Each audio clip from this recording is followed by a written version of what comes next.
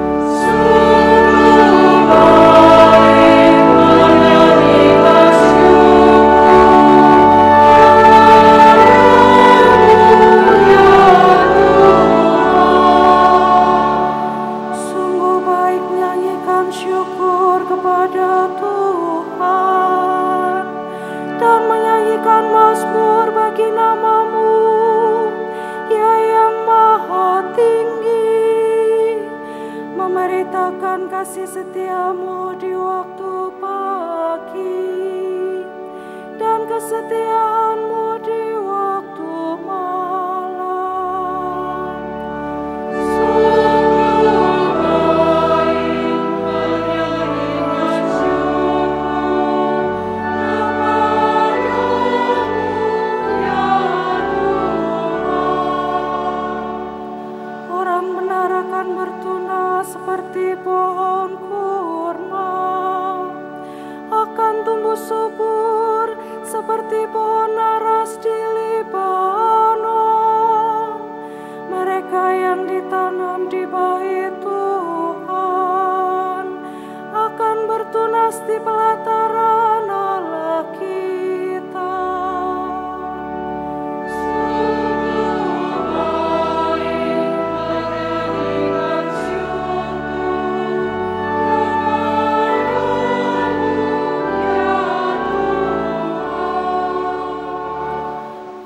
Masa tua pun mereka masih berbuah, menjadi gemuk dan segar, untuk memberitakan bahwa Tuhan itu benar, bahwa Ia gunung batuku dan tidak ada kecurangan padanya.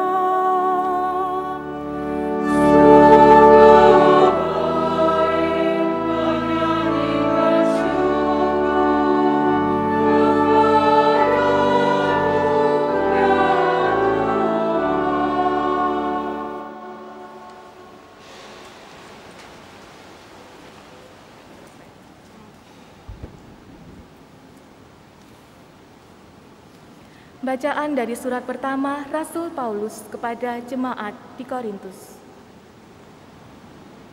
Saudara-saudara, sesudah hal-hal yang dapat binasa, mengenakan yang tidak dapat binasa, dan yang dapat mati, mengenakan yang tidak dapat mati, maka akan genaplah firman Tuhan. Maut telah ditelan dalam kemenangan. Hai maut, di manakah kemenanganmu? Hai maut, di manakah sengatmu? Sengat maut adalah dosa, dan kuasa dosa ialah hukum Taurat. Tetapi syukur kepada Allah yang telah memberi kita kemenangan berkat Yesus Kristus Tuhan kita. Karena itu, saudara-saudaraku yang terkasih, berdirilah teguh, jangan goyah, dan giatlah selalu dalam pekerjaan Tuhan. Sebab kamu tahu bahwa dalam persekutuan dengan Tuhan, jeripayamu tidak sia-sia. Demikianlah sabda Tuhan. Syukur kepada Allah.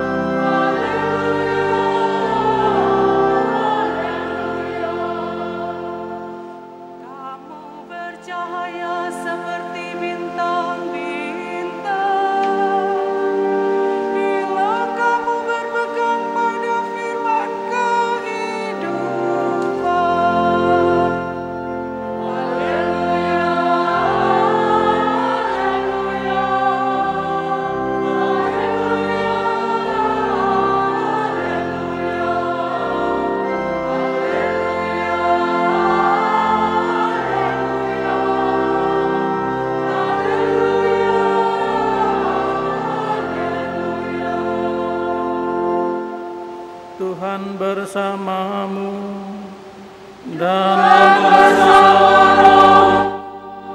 Inilah Injil Yesus Kristus menurut Santo Lukas.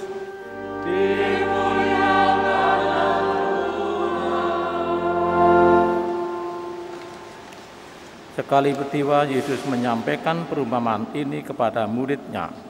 Dapatkah orang buta menuntun orang buta? Bukankah keduanya akan jatuh ke dalam lubang? Seorang murid tidak melebihi gurunya, tetapi orang yang telah tamat pelajarannya akan menjadi sama dengan gurunya.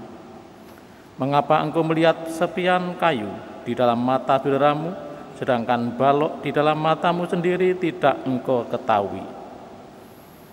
Bagaimana mungkin engkau berkata kepada saudaramu, "Saudara, biarlah aku mengeluarkan serpihan kayu yang ada dalam matamu," padahal balok yang di dalam matamu tidak engkau lihat.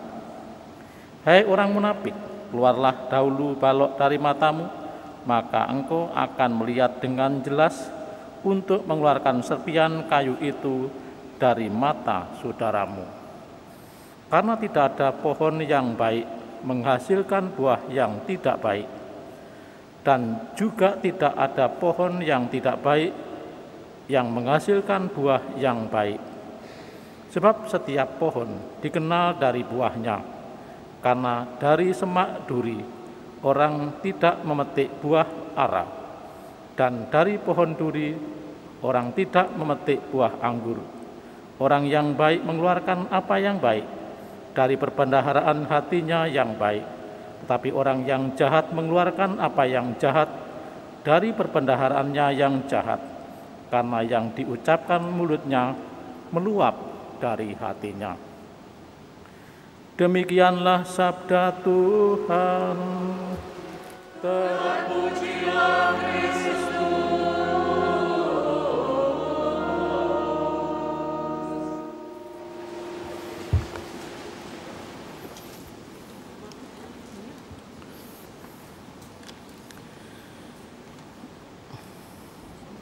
Bapak, Ibu, dan saudara-saudara terkasih, kita akan mendengarkan Surat Gembala Prapaskah tahun 2022 dengan tema Bersatu Yesus dalam Ekaristi. Saudara-saudari umat Allah di Kuskupan Surabaya yang terkasih, besok hari Rabu tanggal 2 Maret kita umat Katolik di seluruh dunia akan memulai masa Prapaskah. Masa Prapaskah ini sering dikenal dengan masa tobat, masa pantang dan puasa. Masa ini juga disebut sebagai masa retret agung selama 40 hari. Merenungkan sengsara Tuhan Yesus sambil mengevaluasi perjalanan hidup kita sebagai murid-murid-Nya. Pantang dan puasa merupakan salah satu cara untuk mengungkapkan pertobatan kita. Hari ini kita merayakan Minggu Biasa ke-8, hari Minggu Biasa terakhir sebelum memasuki masa Prapaskah. Bacaan Injil Tuhan mengecam apa yang dilakukan orang-orang Farisi yang berlaku munafik. Tuhan Yesus mengecam sikap mereka yang sering memandang kesalahan orang lain, padahal mereka sendiri mempunyai kesalahan yang lebih parah. Yesus menegurnya, "Mengapa engkau melihat selumbar di mata saudaramu, sedangkan balok dalam matamu sendiri tidak engkau ketahui?" Di dalam Lukas bab 6 ayat 41, masa Prapaskah ini merupakan kesempatan yang baik dalam membangun pertobatan untuk mengeluarkan balok dari mata kita agar kita mampu melihat yang positif, hal yang besar, yang indah dari orang lain. Karena hanya Tuhanlah hakim yang tepat bagi sesama kita. Bagi murid Yesus, kita diharapkan mempunyai mata hati yang bening dan semakin terang. Santo Paulus menegaskan, "Dan supaya ia menjadi mata hatimu terang, agar kamu seperti pengharapan apakah yang terkandung dalam panggilannya." Dengan demikian orang menghayati dan melaksanakan ajaran Yesus Kristus dengan sungguh-sungguh akan menjadi penuntun yang baik bagi sesamanya. Saudara-saudari umat Allah di Kuspan Surabaya yang terkasih, sampai saat ini pandemik belum berakhir. Masa ada COVID-19 varian baru. Menurut para epidemiologi, varian ini sangat cepat menularnya. Untuk itu saya mengingatkan agar Anda senantiasa waspada, mentaati protokol kesehatan kemanapun Anda pergi, terutama ketika mengikuti perayaan Ekaristi. Bila Anda ada bergejala, lebih baik Anda di rumah saja. Gereja hendaknya tidak menjadi tempat penularan, maka perlu dijaga, diingatkan kewaspadaan dan kinerja Satgas COVID di masing-masing paroki, terutama ketika umat ikut merayakan Ekaristi. Ikut perayaan Ekaristi dengan cara tatap muka akan menyempurnakan pertemuan kita dengan Tuhan. Karena di dalam Ekaristi Tuhan Yesus Kristus hadir secara nyata. Mengikuti Ekaristi secara tatap muka juga merupakan salah satu cara untuk memulihkan kehidupan rohani yang selama ini kita merasa kekeringan rohani yang diakibatkan sudah lama tidak menerima tubuh Kristus secara nyata. Kita memahami bahwa perayaan Ekaristi adalah soal iman yang diungkapkan dalam kurban syukur, yaitu syukur atas karyanya yang menyelamatkan, terutama dalam sabdanya dan karyanya, khususnya perhatiannya terhadap mereka yang miskin, yang lemah, menderita, dan tersisih. Sebab ketika aku lapar, kamu memberikan aku makan, ketika aku haus, kamu berikan aku minum. Syukur pertama-tama dinyatakan oleh Tuhan supaya Yesus sendiri pada perjamuan malam terakhir, ia bersyukur kepada Bapanya karena telah menyelesaikan karya penyelamatannya di dunia ini dengan setia. Aku bersyukur kepadamu Bapa, Tuhan langit dan bumi, karena semuanya itu Engkau sembunyikan bagi orang bijak dan orang pandai. Pendek kata, setiap merayakan Ekaristi kita menghadirkan suasana surgawi. Diawali dengan sebuah kesadaran kerapuan dan kedosaan kita, serta mohon ampun atasnya. Kemudian Allah menyapa dengan sabdanya dan mengundang kita mengikuti perjamuan surgawi. Dan perayaan Ekaristi ini selalu membebaskan kita dari ketakutan, dari kekhawatiran, dari kecemasan. Kita mengalami kedamaian dan ketenangan sehingga kita merasa kuat untuk menerima tugas perutusan di tengah keluarga dan di tengah masyarakat. Kita diutus untuk mendekatkan semakin banyak orang kepada Allah melalui Yesus di dalam gerejanya, menolong mereka untuk semakin mencintai dan melaksanakan perintahnya. Maka dalam masa Prapaskah ini kita akan mendalami materi APP tentang persekutuan kita dengan Kristus dalam Ekaristi. Bagi umat Katolik, Ekaristi adalah sumber dan puncak kehidupan kita. Saudara-saudari umat Allah di Kepulauan Surabaya yang terkasih, dalam kesempatan ini saya mau menyampaikan sekali lagi mengenai Sinode para Uskup akan berlangsung pada bulan Oktober 2023. Bapak Suci menghendaki agar sinode ini melalui sebuah proses dari bawah, dari lingkungan sampai keuskupan, komunitas biarawan-biarawati, ekumene, bahkan komunitas lintas iman, dan memberikan masukan-masukan terutama mengenai persekutuan, partisipasi, dan misi. Proses sinode ini dengan berjalan karena sinode di keuskupan kita mulai ketika pembicaraan surat Gembala Ardas pada hari raya Kristus Raja Semesta Alam tanggal 21 November 2021. Untuk itu saya mengharapkan keterlibatan umat dari semua elemen dalam proses sinode ini. Dengan menyelenggarakan sinode ini, Paus Fransiskus mengundang seluruh gereja untuk merenungkan tema yang menentukan bagi hidup dan misinya. Tepatnya jalan sinodalitas inilah yang diharapkan Allah dari gereja milenium ketiga. Setelah berlangsungnya pembaharuan gereja yang diusulkan oleh Konsili Vatikan II, perjalanan bersama ini merupakan anugerah sekaligus tugas. Baik kiranya di paroki maupun di kepikepan selama tahun ini bisa melaksanakan kegiatan yang memadai adanya sinode para uskup dalam semangat tobat dan doa, serta mengikuti pendalaman APP dari tingkat anak-anak sampai orang tua, baik secara tatap muka di lingkungan atau secara streaming.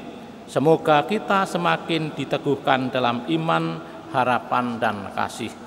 Akhirnya malah kita saling mendoakan agar kita masing-masing dianugerahi kesehatan, sukacita, dan senantiasa bersemangat dalam pelayanan kita.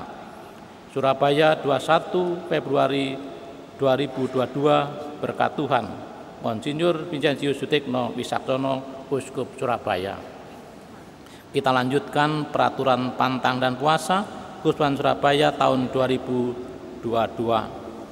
Sesuai dengan ketentuan pastoral Keuskupan Regio Jawa nomor tahun 2017 pasal 138 nomor 2B tentang hari tobat, peraturan puasa dan pantang ditetapkan sebagai berikut. Pertama, hari puasa tahun 2002 ini dilangsungkan pada hari Rabu Abu tanggal 2 Maret 2022 dan hari Jumat sengsara wafat dan Tuhan kita Yesus Kristus pada Jumat Agung tanggal 15 April 2022. Hari pantang dilangsungkan pada hari Rabu Abu dan 7 Jumat selama masa Prapaskah sampai dengan Jumat sengsara dan wafat Tuhan. Kedua, wajib berpuasa ialah semua orang Katolik yang berumur 18 tahun sampai tahun umur ke-60. Sedangkan yang wajib berpantang ialah semua orang Katolik yang berumur genap 14 tahun ke atas. Puasa dalam arti yuridis berarti makan kenyang hanya sekali atau 1 kali sehari. Pantang dalam arti yuridis berarti tidak makan daging atau makanan lain yang disukai dan tidak merokok. Berhubung dengan peraturan puasa dan pantang cukup ringan, maka sebaiknya agar secara pribadi tentang bersama dan atau bersama-sama dalam keluarga, biara, pastoran, lingkungan, atau seminari menyepakati secara puasa dan pantang yang dirasakan lebih sesuai dengan semangat tobat dan mati raga yang mau dinyatakan. Yang keempat, hendaklah diusahakan agar setiap orang beriman Kristiani, baik secara pribadi maupun bersama, mengusahakan pembaruan hidup rohani, misalnya dengan rekoleksi atau retret, latihan rohani, tekun dalam ibadat jalan salib, meditasi, pengakuan dosa, adorasi, dan tekun mendalami materi APP. Salah satu ungkapan tobat dan aksi puasa pembangunan yang diharapkan mempunyai nilai pembaharuan hidup dan nilai solidaritas tingkat lingkungan atau paroki keuskupan dan nasional. Hendaknya setiap paroki berdasarkan masukan dari lingkungan mengadakan kegiatan sosial konkret yang membantu masyarakat, misalnya donor darah, pasar murah, dan lain-lain. Yang terakhir, yang keenam, hasil pengumpulan dana selama masa Prapaskah hendaknya selekas mungkin diserahkan kepada panitia aksi puasa pembangunan Keuskupan Surabaya paling lambat pada tanggal 14 Mei 2022. Berkat Tuhan, Monsinyur Subiansi Sutikno Wisaksono, Uskup Surabaya.